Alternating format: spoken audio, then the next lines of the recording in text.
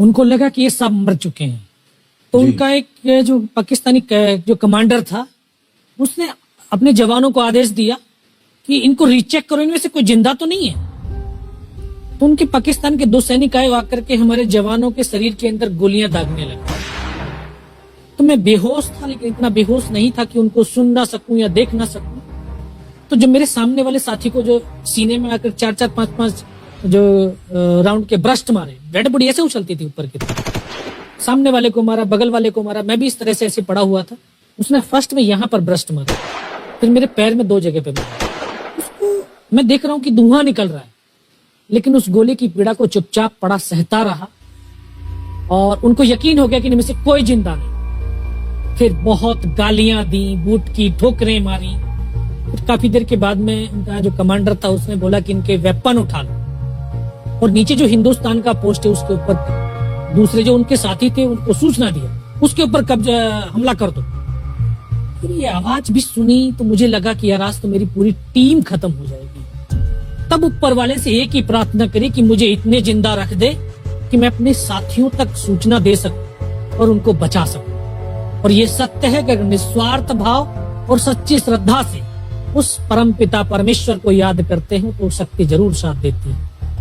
दोबारा से उसके साथी आए, पाकिस्तान के सैनिक आए और हमारे जवानों के शरीर के अंदर गोलियां दागने लगे। उन्होंने फिर उसी रोटेशन से गोली मारी, फिर भी मेरी बाजू में, पैर में गोली मारी।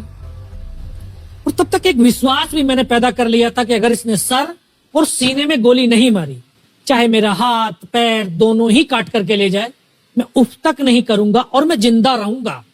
मैं उस विश्वास की बदौलत आज आपके सम्मुख भी बैठा हूं। उसने आकर के दोबारा से गोली मारी, पर जब 1 कदम आगे गया तो उसने राइफल मेरी सीने की तरफ तानी। तब मुझे लगा यार अब नहीं बचूंगा। लेकिन कहते हैं कि जाको राखे साइयां मार सके ना कोई। और ये इस देश को हम भारत माँ बोलते हैं। जब तो बच्चे थे एहसास नहीं था, आज पता चलता है इसको माँ क्यों बोलते हैं, क्योंकि ये भारत माँ जैसा दायित्व और कर्तव्य का निर्वाह भी करती है। ये अपने बेटों की वीरता, शौर्य और पराक्रम को कभी दफन नहीं होने देती है। वाह क्या बात। तो शायद इस माँ भारती ने मुझे चुना होगा कि उसके बेटों ने जो शौर्य, वीरता और पराक्रम दिखाया उसको दुनिया तक पहुंचा सकूं। जब उसने गोली चलाई तो यहाँ पर पर्स में 5-5 रुपए के कुछ सिक्के भी थे। जब गोली जाकर के सिक्कों पे टकराई तो मुझे भी आभास हुआ कि तो मर गया हूं।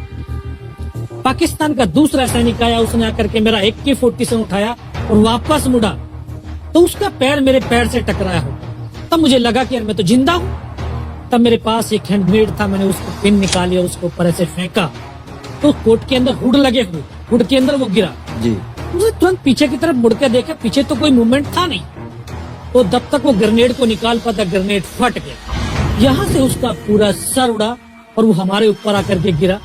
जो पाकिस्तान के दूसरे सैनिक थे उनमें खलबली मची कि इनमें से कोई जिंदा है, कुछ बोले जिंदा नहीं, नीचे से रिइंफोर्समेंट आ गई है। तो उनमें खलबली मची। मेरा पास वही एक मौका था, मैंने दोनों हाथों से उसकी राइफल को उठाने की कोशिश करी, ये हाथ हिला नहीं। एक हाथ से राइफल उठाई, वहां से ब्रस्ट फायरिंग की है, 4-5 पाकिस्तानी सैनिकों को मौत की नींद सुला दी। फिर बाएं हाथ से पलटा खाया, दूसरे पत्थर से 3-4 जगह से फायरिंग किया। वो जो उनका मोमेंटम था, जो हौसले थे, परस्त हो चुके थे, वो भाग खड़े। 2-3 मीटर गया, जाके देखता हूँ सामने उनके लंगर चल रहे हैं, उनका लिविंग टेंट बना हुआ, उनके जो हैवी वेपन का डिप्लॉयमेंट था वो सब कुछ वहां पे लगा हुआ। उस समय जहन के अंदर एक ही पागलपन था, अपने साथियों को बचाना। फिर मैं वापस धीरे धीरे रेंगता हुआ अपने साथियों तक आया। फिर मुझे लगा कि इनमें से हो सकता है मेरी तरह कोई साथी होगा, जिंदा होगा। उनको देखा, किसी का सर फटा हुआ था, किसी के फेफड़े निकले हुए थे। बहुत देर बैठकर रोया भी, फिर अपने आप को संभाला। चारों तरफ बर्फ ही बर्फ, पहाड़ी पहाड़। ये भी पता नहीं कि हिंदुस्तान किधर है, पाकिस्तान किधर है। 2.5 साल की सर्विस, 19 साल की उम्र, न उम्र का तजुर्बा न सर्विस का अनुभव, जाऊं तो जाऊं कहां। तभी एक ऐसी शक्ति थी जो साथ दे रही थी।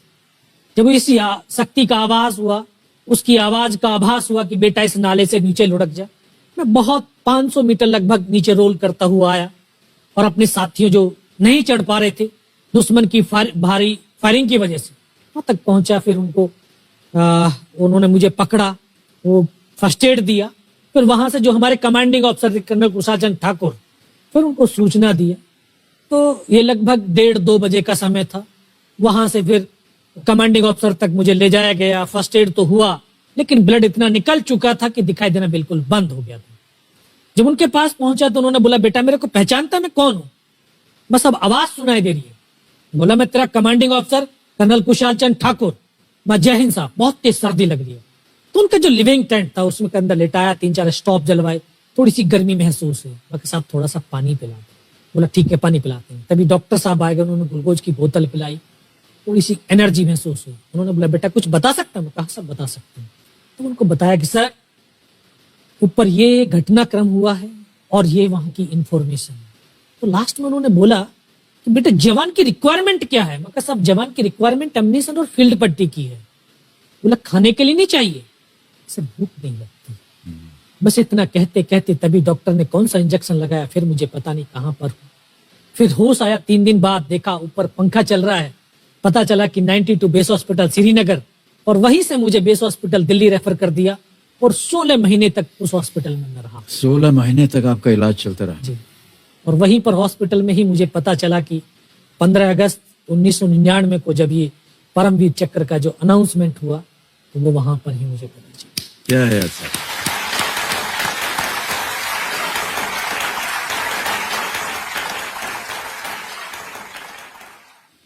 सर हमको यकीन नहीं होता कि कोई भी इंसान जब ऐसी परिस्थितियों से गुजरता है तो उसका बयान कैसे कर सकता है, लेकिन ये आपने अपनी बहादुरी का एक परचम जो है वो फैला दिया है। 15-15 गोलियां आपने खाई हुई अपने शरीर में और सोच रहे हैं आप केवल देश के बारे में, सर देशभक्ति के बारे में। सैनिक के लिए सैनिक इंपॉर्टेंट नहीं है, उसका राष्ट्र इंपॉर्टेंट है। वो रहे ना रहे लेकिन उसका राष्ट्र रहना चाहिए। क्या बात है, वाह वाह।